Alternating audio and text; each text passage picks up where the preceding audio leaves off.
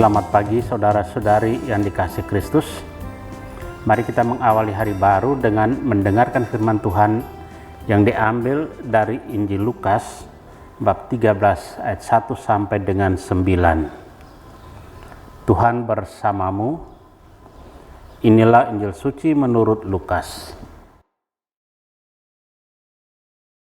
Pada waktu itu beberapa orang datang kepada Yesus dan membawa kabar tentang orang-orang Galilea yang dibunuh Pilatus, sehingga darah mereka tercampur dengan darah kurban yang mereka persembahkan. Berkatalah Yesus kepada mereka, "Sangkamu orang-orang Galilea ini lebih besar dosanya daripada semua orang Galilea yang lain, karena mereka mengalami nasib itu? Tidak, kataku kepadamu. Tetapi jikalau kalian tidak bertobat, kalian semua pun akan binasa dengan cara demikian. Atau sangkamu ke-18 orang yang mati ditimpa menara dekat Siloam lebih besar kesalahannya daripada semua orang lain yang tinggal di Yerusalem? Tidak, kataku kepadamu. Tetapi jikalau kalian tidak bertobat, kalian semua pun akan binasa dengan cara demikian." Kemudian Yesus menceritakan perumpamaan ini. Ada seorang mempunyai sebatang pohon ara yang tumbuh di kebun anggurnya. Ia datang mencari buah pada pohon itu, tetapi tidak menemukannya. Maka berkatalah ia kepada pengurus kebun anggur itu, "Sudah 3 tahun aku datang mencari buah pada pohon ara itu, namun tidak pernah menemukannya. Sebab itu tebanglah pohon itu. Untuk apa pohon itu hidup di tanah ini dengan percuma?" Pengurus kebun anggur itu menjawab, "Tuan, biarkanlah pohon ini tumbuh selama setahun ini lagi. Aku akan mencangkul tanah sekelilingnya dan memberi pupuk kepadanya. Mungkin tahun depan akan berbuah. Jika tidak, tebanglah." Demikianlah sabda Tuhan. Saudara-saudari yang dikasihi Kristus, tema yang akan kita renungkan hari ini, dosa dan derita. Hari ini Yesus menjelaskan pertobatan dengan 2 cara. Bagian pertama menyinggung tentang fakta historis, yaitu pembantaian orang Galilea atas perintah Pilatus dan jatuhnya menara dekat Siloam yang menewaskan 18 orang Yahudi. Banyak orang mengira bahwa nasib buruk itu merupakan buah hasil perilaku hidup mereka.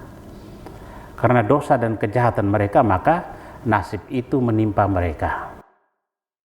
Yesus memiliki pandangan berbeda. Kematian tragis mereka bukan oleh dosa-dosa, melainkan oleh bencana dan keangkuhan serta kecongkakan para penguasa yang tidak berperi kemanusiaan. Semua manusia adalah orang yang berdosa tanpa kecuali.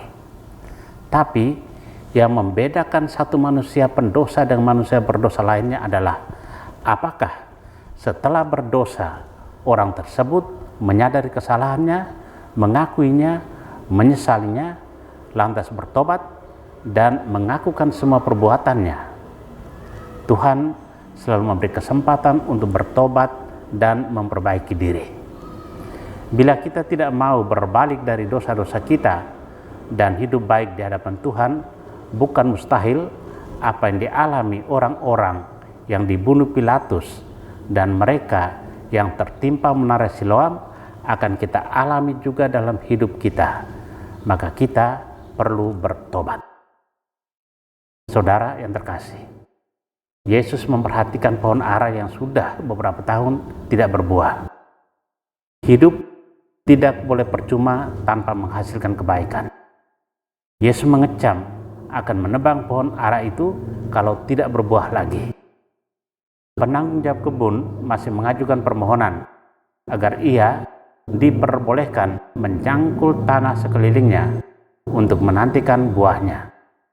Inilah kesempatan untuk berbuah melalui pertobatan.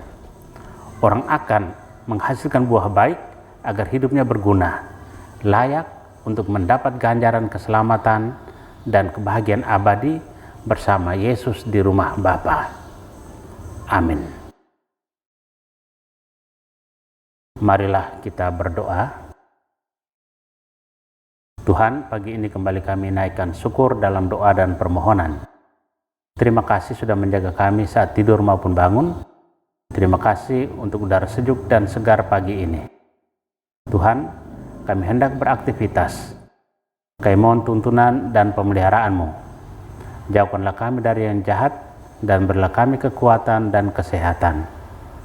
Utuslah Roh Kudus-Mu menyatu dalam diri kami sebagai vaksin ilahi yang memberi kekebalan tubuh dan mematikan COVID-19 yang mengancam kehidupan kami. Kami serahkan hari ini ke dalam tangan-Mu. Kristus terang dunia, berkatilah keluarga-keluarga kami, ajarlah kami untuk saling mengasihi dan mengampuni. Jadikanlah kami alat kasih-Mu dan pantaskanlah kami menjadi hamba-Mu yang setia. Amin. Tuhan bersamamu. Semoga keluarga kita, orang-orang yang terkasih dan doakan, seluruh aktivitas kita hari ini dilindungi, dibimbing, dan diberkati oleh Allah yang Maha Kuasa, Bapa dan Putra dan Roh Kudus. Amin.